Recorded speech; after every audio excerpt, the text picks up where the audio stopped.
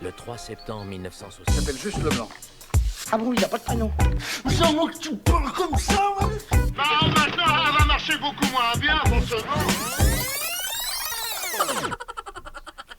J'adore son jingle, je pense Il est que je peux génial. l'écouter en boucle. Oh oui, donc on parle d'un film qui te tient en plus à cœur, tout comme cette chronique cinéma. C'est un film de Jean-Pierre Jeunet que tu adores, ça s'appelle Le fabuleux destin d'Amélie Poulain. Tout à fait. Eh ben, j'y vais. Montmartre, 1973. Une couleur chaleureuse, vintage, un univers merveilleux. Paris sans crotte de chien. Paris, capitale de la bienveillance. Aujourd'hui, j'ai décidé de vous replonger dans le fabuleux univers créé par Jean-Pierre Jeunet, le réalisateur du film. Vous l'aurez compris, je parle bien du film Le fabuleux destin d'Amélie Poulain. Le 3 septembre 1973, à 18h28 et 32 secondes, une mouche bleue de la famille des Calliforidés, capable de produire 14 670 battements d'ailes à la minute, se posait rue Saint-Vincent, à Montmartre. À la même seconde, à la terrasse d'un restaurant, à 2 pas du moulin de la Galette, le vent s'engouffrait comme par magie sous une nappe, faisant danser les verres sans que personne ne s'en aperçoive. Au même instant, au 5e étage du 28 de l'avenue Trudel, dans le 9e arrondissement, Eugène Colère, de retour de l'enterrement de son meilleur ami Émile Maginot, en effaçait le nom de son carnet d'adresse.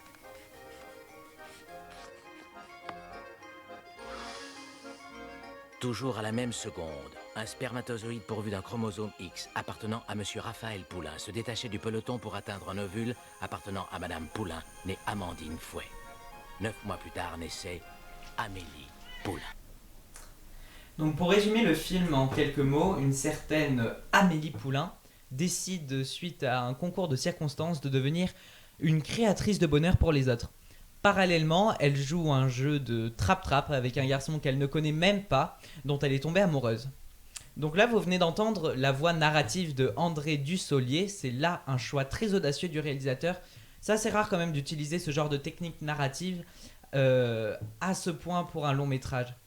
Pourtant, cette voix aussi merveilleuse que l'univers du film légèrement décalé nous permet de prendre du recul sur l'immensité du monde et de s'attarder sur les petites choses poétiques de la vie quotidienne.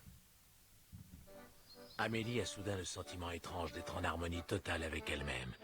Tout est parfait en cet instant. La douceur de la lumière, ce petit parfum dans l'air, la rumeur tranquille de la ville. Elle inspire profondément et la vie lui paraît alors si simple et si limpide qu'un élan d'amour, comme un désir d'aider l'humanité entière, la submerge tout à coup. Parisien, on a dit ? Vraiment ? Les Parisiens voient-ils vraiment cela ? Bah il me semble. Hein. Non, moi je crois que non. Vous me direz, c'est rare quand même de voir ces choses-là. C'est là une des magnifiques simplicités du film. Arriver à rendre heureux le spectateur par une sérénité totale. L'envie d'aider, d'être humain, de se mélanger aux autres. Cet hymne à l'humanité et au bonheur qui a fait de ce film une œuvre cinématographique qui rentrera au panthéon du cinéma français. Un extrait plein d'émotions qui stipule ce sursaut de bien-être. Il s'agit là d'une scène où l'actrice Audrey Tautou qui se donne pendant un instant à une personne non-voyante. Donc Audrey Tautou, qui grâce d'ailleurs à ce film, a été projetée sur le devant de la scène internationale.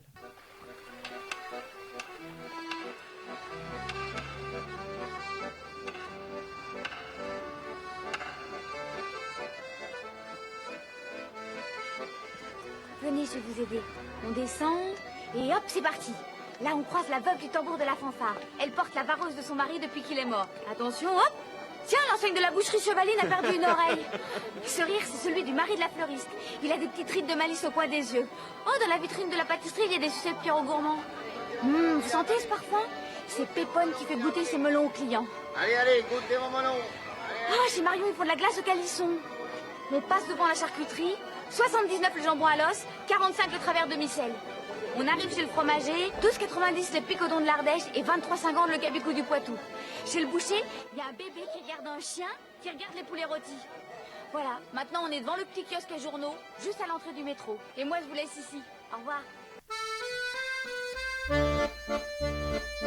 Impossible de parler du film sans mentionner la fabuleuse musique de Yann Tiersen qui renforce l'univers merveilleux créé par le réalisateur et scénariste.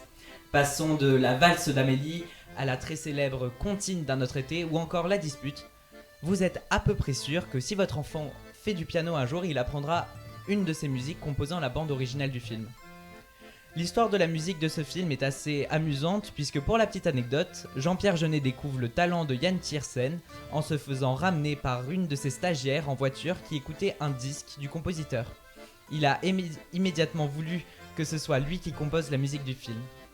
Ce virtuose sera comme projeté tout comme Audrey Tautou sur le devant de la scène internationale.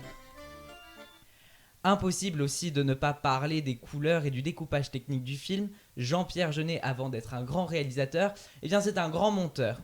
Il aime jouer avec les couleurs, il raconte lorsqu'on lui pose la question sur le podcast Secret de tournage diffusé sur Europe 1. Oh, ça craint de citer Europe 1. Là, je vois la thèse de Baptiste qui est en train de se dire « Mon Dieu, il a cité Europe 1 dans mon émission, malheur, C'est même malheur !» pas vrai. Mais bon, je dois quand même vous l'avouer, cette émission est vachement chouette. Il déclare en fait que ces couleurs rouges, orange, vertes sont des couleurs qu'il voit lui, tout simplement parce qu'à l'époque, il portait des lunettes avec des verres teintés. Tout de même, la couleur a un rôle plus symbolique. Et là, youpi joie, je vous informe que nous allons faire un petit peu de français ensemble. Youpi. Le bleu, alors le bleu, qu'est-ce que c'est ? Le bleu, c'est une couleur froide, bravo, félicitations. Et le bleu, c'est également symbole de tristesse et de mélancolie. Eh bien, devinez quoi ? Quoi ? Voilà. On retrouve une lumière bleue dans les scènes un peu tristes et mélancoliques. Ah là là, il est perspicace le petit Jeunet. Plein de symboles partout.